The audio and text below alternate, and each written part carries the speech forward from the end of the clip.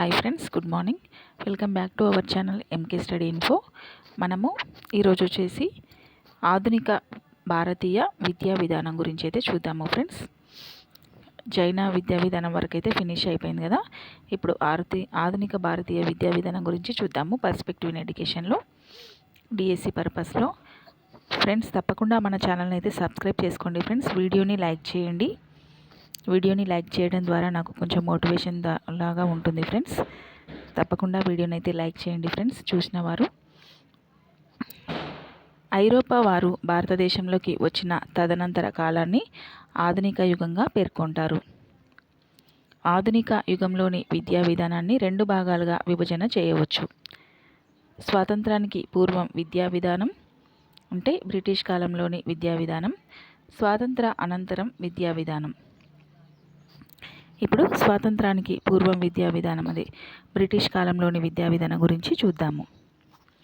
British వారి రాకకు పూర్వమే పోర్చుగీసు, ఫ్రెంచ్, డచ్ వారు మన దేశంలో అడుగుపెట్టి పాశ్చాత్య విద్యా వ్యాప్తిని ప్రారంభించారు. యూరోపియన్ వర్తకులతో పాటు క్రైస్తవ మత బోధకులు కూడా మన దేశానికి వచ్చారు. మన దేశంలో క్రైస్తవ మతంను వ్యాప్తి చేస్తూ విద్యాసేవను నిర్వహించిన సంస్థలు మిషనరీలు. 1575వ సంవత్సరంలో పోర్చుగీసు మత గురువు సెయింట్ ఫ్రాన్సిస్ జేవియర్ బొంబాయిలో బాంద్రా వద్ద సెయింట్ యాన్స్ కళాశాల మరియు కొచ్చిన్ వద్ద ముద్రణాలయాన్ని స్థాపించారు. 1578లో గోవా దగ్గరలోని చౌల్లో మరొక కళాశాలను పోర్చుగీస్ వారు స్థాపించారు.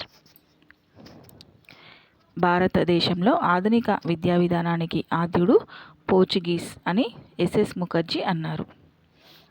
1716లో మద్రాస్ సమీపంలోని ట్రాంక్వీ బార్ వద్ద మొదట ఉపాధ్యాయ శిక్షణ కళాశాలను ప్రారంభించినది డెన్మార్క్ దేశీయుడు జిగెన్ బాల్క్. బైబిల్ను తమిళంలోకి అనువదించిన వ్యక్తి జిగెన్ బాల్క్. బైబిల్ను తెలుగులోకి అనువదించిన వ్యక్తి షుల్జ్. ఇప్పుడు క్రైస్తవ మిషనరీల సంస్కరణలు చూద్దాము. ఆదివారం సెలవుతో కూడిన బోధనా విధానం, బోధన భాషగా ప్రాంతీయ భాషలు, పాఠ్య ప్రణాళిక రూపకల్పన అమలు, పాఠ్యపుస్తకాల తయారీ పంపిణీ, బహుళ ఉపాధ్యాయ బోధన విధానం. బ్రిటిష్ ఈస్ట్ ఇండియా కంపెనీ విద్యా విధానం చూద్దాము. 1600 డిసెంబర్ 31వ తేదీన బ్రిటిష్ ఈస్ట్ ఇండియా కంపెనీ లండన్లో స్థాపించబడింది. బ్రిటిష్ మత విధానాల ప్రకారము క్రైస్తవ మతాన్ని వ్యాపింపచేసే బాధ్యతను కంపెనీ చేపట్టింది. 1659వ సంవత్సరంలో కంపెనీ డైరెక్టర్లు భారతదేశానికి వచ్చే ప్రతి ఓడ ద్వారా క్రైస్తవ మత ప్రచారకులను పంపాలని నిర్ణయించారు. తర్వాత కాలంలో కంపెనీ తటస్థ మత విధానం అనుసరించింది. కంపెనీ నెలకొల్పిన విద్యా సంస్థలు 1715 మద్రాసు, 1718 బొంబాయి, 1731 కలకత్తా. 1781 కలకత్తా మదర్సా వారన్ హేస్టింగ్స్ ద్వారా స్థాపితమైంది. అలాగే 1791 కాశీ సంస్కృత కళాశాల జోనాథన్ డంకన్.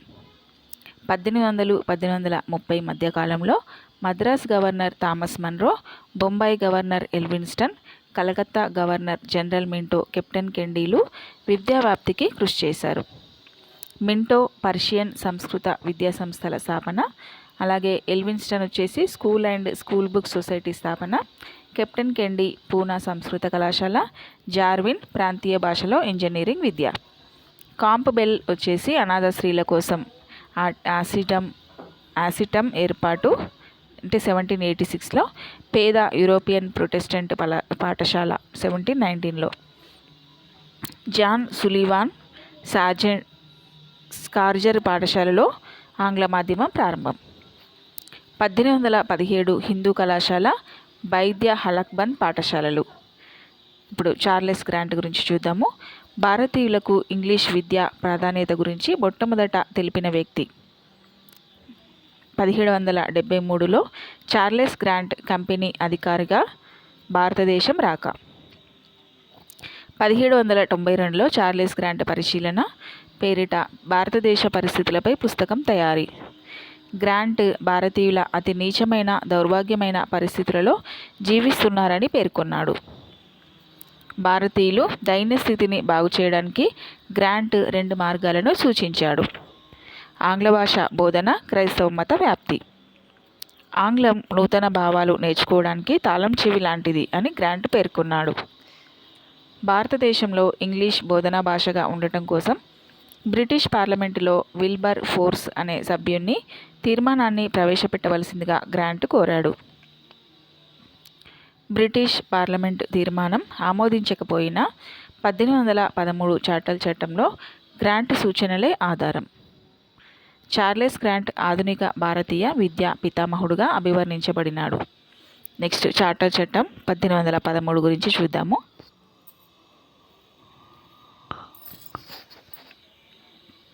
భారతీయులు మానవులు కాదని, సంస్కృతి నాగరికత లేదని, వారిని మార్చవలసిన బాధ్యత కంపెనీదేనని, తగిన చర్యలు తీసుకోవాల్సిన అవసరాన్ని డంకన్ దొరగారు 1813లో బ్రిటిష్ పార్లమెంటులో సుదీర్ఘంగా చర్చించాడు. దీంతో 1813లో ప్రప్రథమంగా భారతీయ విద్యా విధానంలో బ్రిటిష్ వారు అధికారికంగా జోక్యం చేసుకున్నారు. దీంట్లో ప్రధాన అంశాలు వచ్చేసి క్రైస్తవ మిషనరీల మత ప్రచారానికి స్వేచ్ఛ ఇవ్వడము, భారతీయుల్ని విద్యావంతుల్ని చేయడం కంపెనీ బాధ్యత, విద్య కోసం వార్షిక కేటాయింపు ₹1,00,000.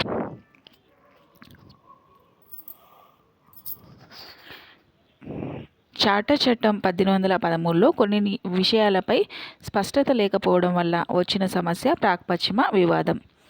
ప్రాక్పశ్చిమ వివాదం అనేది 1813 చార్టర్ చట్టం నుంచి వస్తుంది ఫ్రెండ్స్. ఇది ఏ చట్టం ద్వారా వచ్చిందనేది కూడా క్వశ్చన్ అడుగుతారు.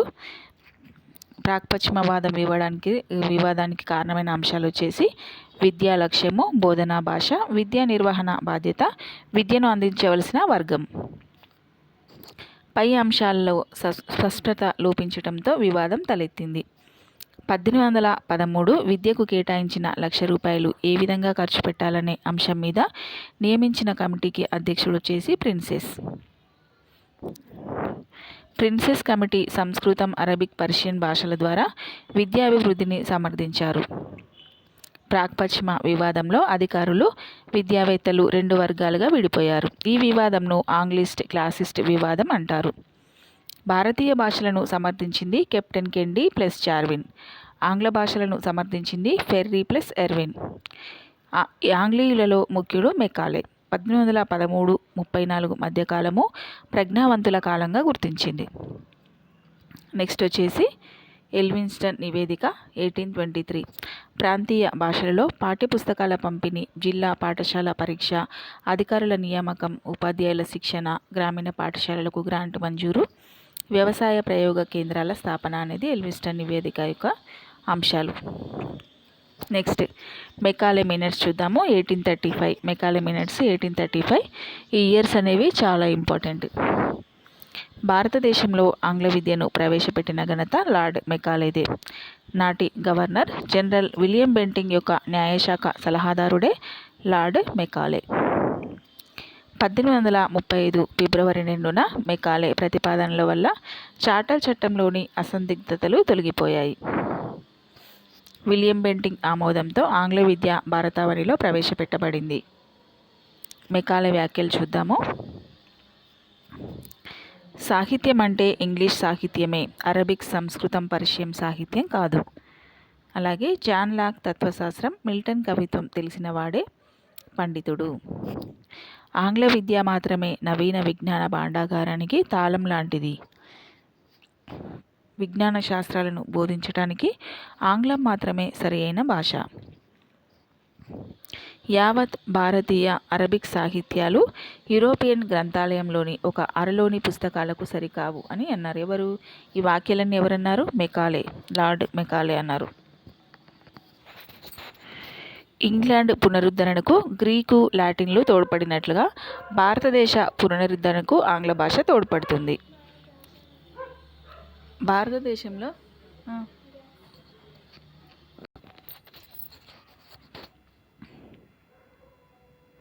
భారతదేశంలో విద్యా లక్ష్యం ఆంగ్లేయులకు అన్ని రకాలుగా ఉపయోగపడే గుమాస్తాల తయారు చేయడం. శారీరకంగా భారతీయులుగాను, మానసికంగా ఆంగ్లేయులుగాను తయారు చేయడమే విద్యాలయాల విధి. భారతీయులు ఆంగ్ల విద్య అధ్యయనానికి ఎక్కువ ఆతృతని తెలియజేస్తున్నారు. విద్యాలయాల్లో తటస్థ మత విధానాన్ని అవలంబించాలి. నూతన విద్యా విధానం గురించి మెకాలే బెంటింగ్తో విద్య ప్రస్తుతం మనకు సామాన్య స్థాయి భారతీయులకు మధ్యవర్తిత్వం చేయగల ఒక వర్గాన్ని తయారు చేసేదా ఉండాలని, వారు రంగులో రక్తంలో భారతీయులై ఉన్న వారి ఆలోచనలు ప్రజ్ఞ ఇంగ్లీష్ వైపు ఉండాలి అని పేర్కొన్నారు. మెకాలే విద్యా వ్యాప్తికి అధోముఖ వడపోత సిద్ధాంతంను సూచించారు. అధోముఖ వడపోత సిద్ధాంతాన్ని ఎవరు సూచించారు? Lord Macaulay. ఉన్నత మాధ్యమిక వర్గాల వారిని విద్యావంతులను చేయడం ద్వారా భారతీయ సంస్కృతిని వడబోసి చివరి స్థాయి ప్రజల వద్దకు తీసుకువెళ్ళవచ్చుననే భావన. కారణాలు చూద్దాము.